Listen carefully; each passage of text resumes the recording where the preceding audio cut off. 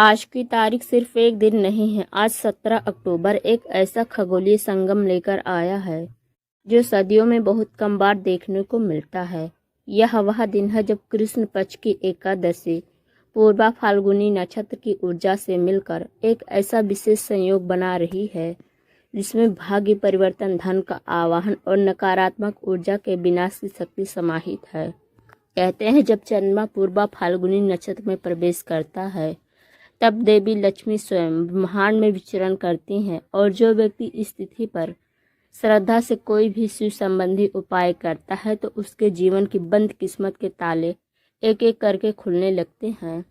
आज का दिन सिर्फ एक पूजा नहीं बल्कि आम इंसान के असाधारण बनने का दिन है। इस एकादशी की घड़ी में जब काल भैरव की छाया और गुरु ग्रह की दृष्टि एक ही दिशा में पड़ती है तब वह साधक जो मन से निष्ठावान है, शिव का नाम जप करता है और सही विधि से उपाय करता है, वह अपनी किस्मत की दिशा स्वयं बदल देता है।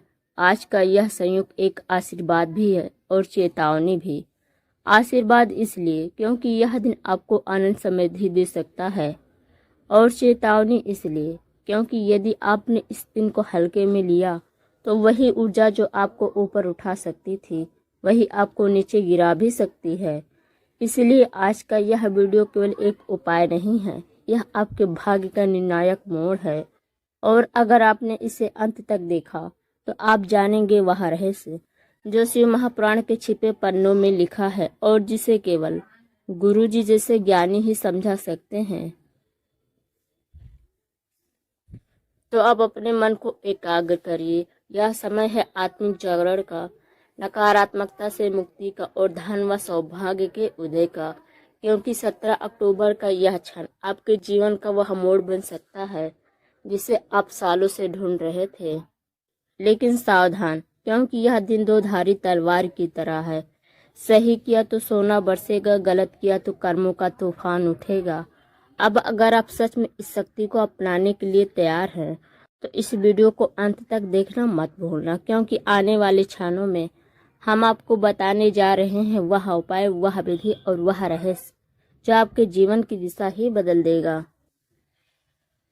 कहते हैं सामग्री से अधिक महत्व का भाव होता है, परंतु गुरुजी कहते हैं जब भाव और सामग्री दोनों एक साथ शुद्ध हो जाएं तो ब्रह्मांड स्वयं झुक जाता है। और इसलिए 17 अक्टूबर की इस एकादशी तिथि पर जो सामग्री आपको चाहिए वह केवल वस्तु नहीं बल्कि ऊर्जा के माध्यम है। उपाय के लिए आवश्यक सामग्री। इस विशेष उपाय में उपयोग होने वाली प्रत्येक वस्तु का एक गूढ़ अर्थ है। ये केवल पूजा सामग्री नहीं बल्कि ऊर्जा तत्व हैं जो आपके जीवन की दिशा बदलने की क्षमता रखती है। काले तिल दुर्भाग्य, शनि दोष और नकारात्मक शक्तियों को नष्ट करने वाला तत्व। यह ब्रह्मांडीय शुद्धिकरण का प्रतीक है।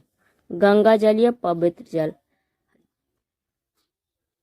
हर प्रकार की अपवित्रता को दूर करने वाला तत्व। यह उस पवित्र ऊर्जा का स्रोत है जो आपकी प्रार्थना को सीधे शिव तक पहुंचाती है। शुद्ध देसी घी, यह शिव अग्नि को प्रज्वलित करता है। गुरुजी कहते हैं घी केवल अग्नि को नहीं बल्कि साधक के भीतर की ऊर्जा को भी प्रज्वलित करती है। बेलपत्र, भगवान शिव को सर्वाधिक प्रिय पत्र। 3 पत्तियों वाला बेलपत्र त्रिमूर्ति का प्रतीक है, ब्रह्मा, विष्णु और महेश। यह शिव के हृदय से सीधा जुड़ता है। सफेद चावल के दाने, स्थिरता और समृद्धि का प्रतीक। यह धन के स्थायित्व के लिए अनिवार्य है। कच्चा दूध, यह शांति और सौम्य ऊर्जा का वाहक है जो मन की अशांति मिटाता है। चंदन का लेप, मन को शीतलता और ध्यान को स्थिरता देने वाला तत्व। इसे शिवलिंग पर अर्पण करना आत्मा को स्थिर करने जैसा है। सफेद फूल, विशेषकर चमेली या बेला, ये शुद्धता और आकर्षण दोनों का प्रतीक है। धन लाभ से जुड़ी ऊर्जाएं इन्हीं फूलों के माध्यम से आकर्षित होती है। दीपक, तांबे या पीतल का 5 बातियों वाला दीपक सर्वोत्तम है। 5 दिशाओं के लिए उत्तर, दक्षिण, पूर्व, पश्चिम और मध्य। धूप या लोबान, नकारात्मक ऊर्जा को तुरंत दूर करने वाला तत्व। इसे जलाना वातावरण को शुद्ध और ऊर्जावान बनाता है। एक चांदी या तांबे का सिक्का, धन आकर्षण के लिए। इस सिक्के को अंत में तिजोरी या धन स्थान पर रख देना है। नीला कपड़ा या रेशमी आसन, यह ऊर्जा स्थिर रखने और शनि संबंधी प्रभाव को संतुलित करने में मदद करता है। एक तांबे या मिट्टी का कलश जीवन की समृद्धि का प्रतीक, इसे उत्तर दिशा की ओर रखकर पूजन किया जाता है। थोड़ा सा गुड़ और काला नमक, ये पृथ्वी तत्व से जुड़ी ऊर्जा को स्थिर करते हैं। उपाय के अंत में इसे किसी गरीब को दान करना अत्यंत फलदायी है। उपाय करने का सही समय, पंचांग के अनुसार 17 अक्टूबर शनिवार, कृष्ण पक्ष एकादशी, इस दिन पूर्व फाल्गुनी नक्षत्र और शुक्ल योग का संयोग बन रहा है। यह एक अत्यंत दुर्लभ योग है जो धन प्राप्ति, दोष शमन और कार्मिक शुद्धि के लिए आदर्श है। सर्वश्रेष्ठ समय उपाय का आरंभ प्रातः काल 4:52 से लेकर 5:40 तक। यह समय सबसे शक्तिशाली माना गया है। यदि आप यह समय ना पा सके तो दूसरा सर्वोत्तम समय है अभिजीत मुहूर्त 11:49 से लेकर 12:35 तक। गुरु जी कहते हैं, जहाँ शिव का स्मरण हो वहीं कैलाश है। परंतु जब साधक इस उपाय को विशिष्ट स्थल पर करता है तो परिणाम 1000 गुना बढ़ जाते हैं। यदि संभव हो तो यह उपाय घर के उत्तर पूर्व दिशा ईशान कोण में करें। यदि आपके पास शिवलिंग है तो वही सर्वोत्तम है, अन्यथा किसी मंदिर में जाकर या घर के पवित्र स्थान पर सफेद कपड़े का आसन बिछाकर करें। पास में दीपक, जल और बेलपत्र अवश्य रखें। यह स्थान स्वच्छ, शांत और अविचल होना चाहिए, जहां बाहर की आवाजें नहीं पहुंचती, केवल आप और शिव की उपस्थिति महसूस हो। हर वस्तु एक रहस्य खोलती है, लेकिन जब ये सभी तत्व एक साथ आते हैं तो वे केवल उपाय नहीं रह जाते, बन जाते हैं एक कार्मिक चक्र को तोड़ने वाली शक्ति। तो चलिए अब उपाय की विधि शुरू करते हैं। चरण 1, पवित्रता की स्थापना। सबसे पहले सुबह स्नान करके साफ हल्के रंग के वस्त्र धारण करें। सफेद, पीला या हल्का नीला सबसे उत्तम है। अब घर के पूजन स्थल को गंगा जल छिड़ककर शुद्ध करें। इससे चारों दिशाओं में सकारात्मक ऊर्जा का प्रसार होता है। अब अपने आसन पर पूर्व दिशा की ओर मुख करके बैठें। आसन रेशमी या ऊनी कपड़े का होना चाहिए। अब अपने सामने शिवलिंग या शिव जी की तस्वीर रखें। फिर दीपक में देसी घी डालकर 5 बातियां जलाएं। ये 5 बातियां 5 तत्वों का प्रतीक है, पृथ्वी, जल, अग्नि, वायु, आकाश। चरण 2, शिव का आवाहन। गुरु जी कहते हैं, जब तुम अपनी आंखें बंद करते हो तो शिव तुम्हारी सांसों में समा जाते हैं। आप दोनों हथेलियां जोड़े 3 बार गहरी सांस लें और मन में कहें ओम नमः शिवाय 11 बार। यह जब आपके आसपास की ऊर्जा को जागृत करता है। अब शिवलिंग के सामने बेलपत्र अर्पण करें और प्रत्येक पत्र के साथ एक कामना मन में कहें, जैसे पहला पत्र, हे शिव मेरे दुर्भाग्य को हर लो। दूसरा, मेरे जीवन में धन और स्थिरता आए। तीसरा, मेरे परिवार में शांति बनी रहे। चरण 3, पवित्र अभिषेक। यह भाग इस उपाय का केंद्र है। इसमें केवल वस्तुएं नहीं बल्कि आपके भाव और ध्यान ही अभिषेक का मूल है। एक एक करके ये सारी सामग्रियों से शिवलिंग का अभिषेक करें। गंगा जल से शुद्धि का, कच्चे दूध से स्नान, दही से सौम्यता, शहद से मधुरता, घी से ऊर्जा, चावल के जल मिश्रण से स्थिरता। हर बार जब आप अभिषेक करें तो यह मंत्र बोलें, ओम त्र्यंबकम यजामहे सुगंधिम पुष्टिवर्धनम उर्वारुकमिव बंदनान मृत्यु मुक्षे ममृतात। यह महामृत्युंजय मंत्र न केवल रोग या मृत्यु भय से रक्षा करता है बल्कि आर्थिक और मानसिक बंधनों को भी तोड़ता है। अभिषेक के बाद शिवलिंग पर चंदन के लेप करें, फिर सफेद फूल और बेलपत्र अर्पण करें। अब दीपक और धूप जलाकर चारों दिशाओं में 3 बार घुमाएं और मन में कहें, जो प्रकाश यहाँ जल रहा है वही मेरे जीवन में अस्थायी हो। चरण 4, धन और सौभाग्य का आवाहन। अब वह क्षण है जब साधक अपने जीवन की दिशा बदल सकता है। गुरु जी कहते हैं, धन केवल प्रयास से नहीं बल्कि सामयिक ऊर्जा के संतुलन से आता है। अब अपने सामने रखा चांदी या तांबे का सिक्का उठाएं। इसे अपने दाएं हाथ से लेकर शिवलिंग के समक्ष रखें।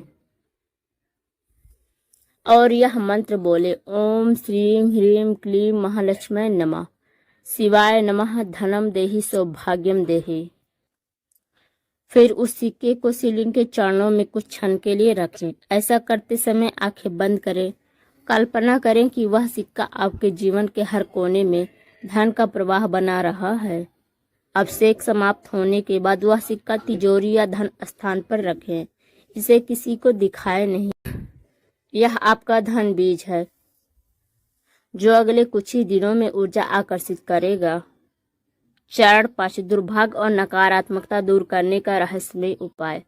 अब एक चुटकी काला तिल और थोड़ा सा गुड़ लें। दोनों को मिलाकर अपने दाएं हाथ में रखें और मन में बोलें, हे शिव, जैसे तिल का रंग अंधकार निकलता है वैसे ही मेरे दुर्भाग्य को ग्रस लो। अब इसे किसी जल स्रोत, नदी, तालाब या बहते जल में प्रवाहित करें। यदि संभव ना हो तो घर में उत्तर दिशा में रखे पौधे के पास मिट्टी में दबा दें। यह क्रिया करने के बाद पीछे मुड़कर ना देखें। यह एक ऊर्जा निष्कासन विधि है। जो बीत गया वह बीत गया, बस ओम नमः शिवाय बोलते हुए घर लौटें। चरण 6, कृतज्ञता और ध्यान। यह उपाय केवल एक कर्म नहीं बल्कि कृतज्ञता का प्रतीक है। अब अपनी आंखें बंद करें, गहरी सांस लें और मन में कहें, हे शिव, जो कुछ है वही पर्याप्त है, जो देना चाहो वही प्रसाद है। अब कुछ क्षण मौन रहकर गुरु जी की उपस्थिति महसूस करें, बिना नाम लिए हुए, केवल उनके स्नेह की अनुभूति, जैसे वह आशीर्वाद में कहते हैं, अब सब ठीक हो। अब धीरे से दीपक की लौ पर दृष्टि टिकाएं और अंत में हाथ जोड़ें। जब यह विधि संपूर्ण हो जाती है तो यह केवल एक उपाय नहीं रह जाता, यह बन जाता है आपकी कर्म यात्रा का मोड़, जहां दुर्भाग्य पीछे रह जाता है और समृद्धि आपके द्वार पर दस्तक देती है। अब आपका उपाय पूर्ण हुआ तो आगे हम आपको बताएंगे इस उपाय से पहले और बाद में कौन सी सावधानियां आवश्यक है।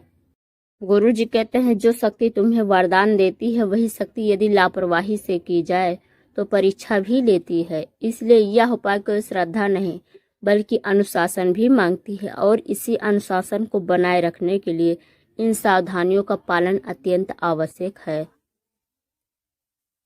उपाय करते समय कोई भी क्रोध, चिंता या अहंकार मन में न रखें। शिव केवल शांत और पवित्र मन से प्रसन्न होते हैं। यदि मन अशांत हो तो पहले कुछ मिनट ध्यान करें। राहु काल या यमगंड काल में कभी उपाय न करें। ये समय ऊर्जाओं के असंतुलन के होते हैं। इस क्षणों में किया गया उपाय या तो फलहीन हो जाता है या उल्टा असर करता है।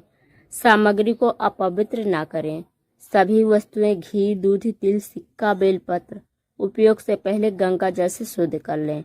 किसी भी तरह की नकारात्मक सोच या संचय न रखें। विश्वास ही शक्ति है। यदि मन में क्या वाकई होगा जैसी शंका आए तो वह ऊर्जा कमजोर हो जाएगी। उपाय करते समय कोई मोबाइल, बातचीत या शोरगुल ना हो। शांति, मौन और एकाग्रता यही साधना की धुरी है।